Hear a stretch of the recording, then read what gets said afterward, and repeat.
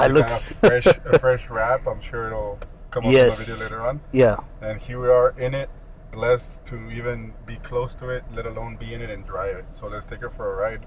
Sounds good. Reverse is really interesting. Okay. You really gotta like. Oh wow. Okay. But yeah, let's take her for a ride. Let's see how she does with the downpipes. Yeah. I believe it's tuned. I'm not too sure.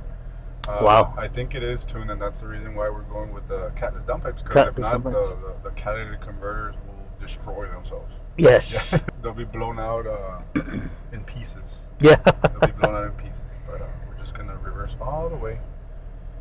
Yeah.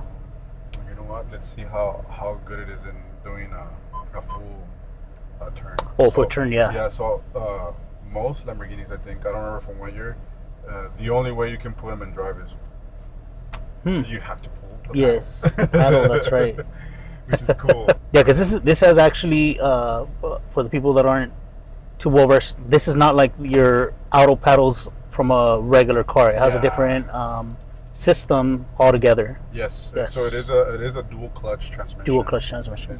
It's like a really fancy manual. Because I know like on the earlier I think we reviewed on R8 not too long ago. Yes. That one has what you call an e-gear.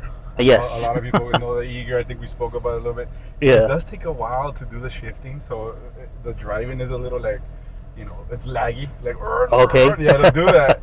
Unless you're flooring it, the car feels great. Yes. But normal driving, it's like, and it was such a slow. There was a really like early on dual clutch automated transmission. Yes. So, I mean, for what it was great. But now with this technology, it's just it feels it's a like lot faster. It's just an automatic. It's not just an automatic. Yes. It's a dual clutch. Dual clutch. Yeah, this machine is fantastic. We already finished with the catless downpipes, and it wasn't a hard job. It wasn't. I'm not gonna lie. It shares a lot. It shares a lot of similarities to the Porsche Cayenne. Oh wow. I think there's an Audi RQ something like. Okay. Yes. Yeah. And it's all Volkswagen Group. It's the V8 4.0 twin turbo engine. And Volkswagen does have a part in Lamborghini.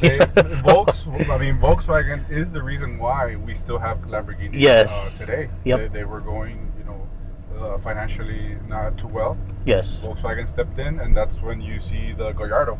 You saw the Gallardo, and that literally propelled Lamborghini into what it is now. Yeah, definitely. Gallardos are pretty cool in their own aspect, but yes, it is a sight to see when you see exotic cars all together. Oh yeah. Oh man, that sounds pretty good. And that's in Strata. That's Strata, which is like the normalest mode you can have. Yes. Wow. It sounds like it's not even on normal. Yeah, no, it is. It's crazy when we're circulating that air. So, but yeah, this thing is really cool. Air ride suspension all around. Yeah, I was gonna say this doesn't feel like your average SUV. It's air ride all around. You haven't even turned, and it feels like it has a tight suspension, like track. It is oriented, and for being an air ride suspension, it is very like track oriented. Because most of the time you get in a vehicle with airbags, and you right away it's like, oh, it's comfort, it's real smooth or whatever. Yes. But they managed to make it to where you have the comfort, but you press a button and it turns into a track thing. It's crazy. Yeah. Porsche, I think Porsche has a lot to do with that too.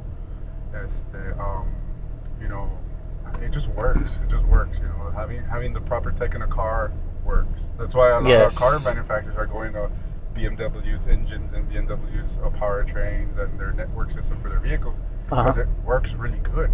Yes. And they want to have, like, for example, Rolls-Royce. It's a BMW in disguise. But they use all BMW stuff. Why? Because it works so well, and it just makes sense for Rolls-Royce to have a functioning system, right? Not having a lot of problems, like glitches or whatever the case may be. Same thing with Lambo. You got a bunch of Volkswagen bits in it. Yeah. It makes it work. Yeah, definitely. And I mean, the ride is it's great. It's great.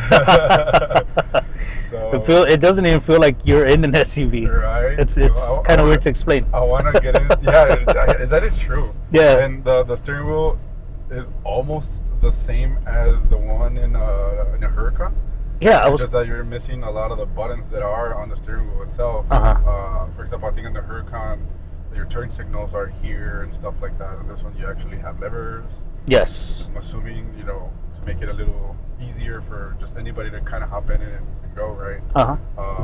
But they share the start button Yes, and all that stuff. Start. That's the whole system right there. So let's see if we put it in Corsa. That's in sport. So the exhaust came a little bit more lively. We're just you can hear it. Yep. One step further into Corsa. There we go. Yeah, you can really hear it. Yeah, it'll hold the gear a little longer too, since we are still having it drive. Yes. But I think I'm just gonna go ahead and shift it myself. So now that I upshifted, the vehicle will wait for me to do the shifting. Yes. And I don't know if you noticed, also the suspension did get a little stiffer. Yes, I know. I know. It feels like more like track. Like if you put a different lower suspension type of thing. Exactly. Well, something you would have to do with the normal car. Yeah, and the crazy part is the suspension will lower itself a little bit. Having that air ride allows the suspension to deflate the bags a little bit, but still stiffen the what's it called, the shock absorber. The shock absorbers, yeah. Basically, like what the regular Lamborghini has, the car. Exactly. So. But this being in the SUV form. Oh, that sounds good. Right? Yep, those pops sound cool. It is amazing, and it will only pop in Corsa. Oh, okay. Sport or Corsa. Especially now with these downpipes. Oh my god. Yeah, it sounds amazing, man. Good, man. I'm excited, like if I was at a kid at a candy store right now. Yeah, and then this I like this neon green going on here. It's just something different. Very different. Look at the stitching right there. Another you can see cool it down here. A cool little light right there. I saw that whenever we go into Corsa. I know, yeah. You get this graph. The G-force. Yeah, it'll tell you, well, the G-force, but you also have this one, the power torque. Huh. So as you go and demand power of the car, yes, it'll tell you how much horsepower you're using, how much torque it's developing. Yes. And, you get a cool graph.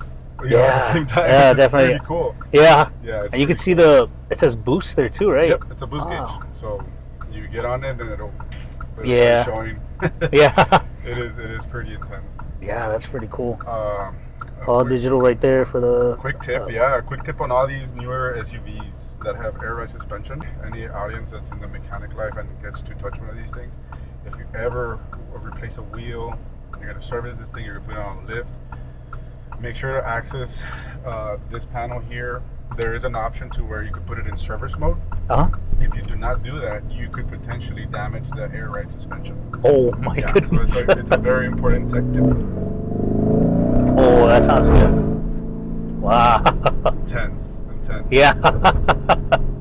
That is crazy. And so cuts off real quick. Because we are staying within our limits. Yes. So basically, when Justin does test drive these cars, he's very careful when it comes to respecting the customer, and he does go above and beyond when it comes to his line of work and how he does things. So like he said earlier, the owner was cool enough, and he gives him the opportunity to work on these cars.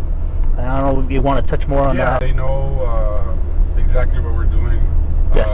They actually like it whenever we do somewhat of a review of their vehicles. Yes. It's part of owning these things also.